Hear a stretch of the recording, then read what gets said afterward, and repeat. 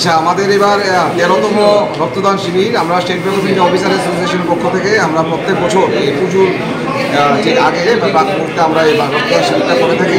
এটা আমাদের একটা বাৎসরিক অনুষ্ঠান। আমাদের বিভিন্ন সামাজিক যে কর্মকাণ্ড থাকে তার মধ্যে বার্ষিক ক্যাম্পটা রক্তদান শিবিরটা একটা অন্যতম। আমরা 2012 সাল থেকে শুরু করেছিলাম।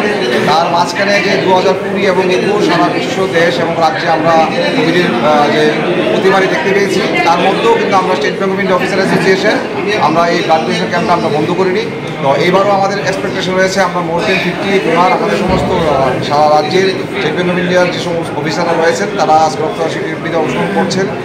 অলরেডি আমরা প্রায় 26-27 ক্রস হয়ে গেছে, মাত্র এখন 10:30 বা 11:15 বাজে।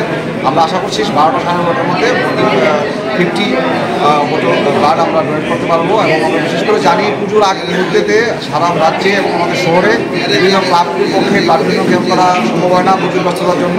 সেই কারণটা মাথায় রেখে এবং দেখা যাচ্ছে এই সময়টার মধ্যেই বিভিন্ন রোগের একটা প্রকোপ থাকে এবং ব্লাড ব্যাঙ্কগুলিতে রক্ত সংকট থাকে।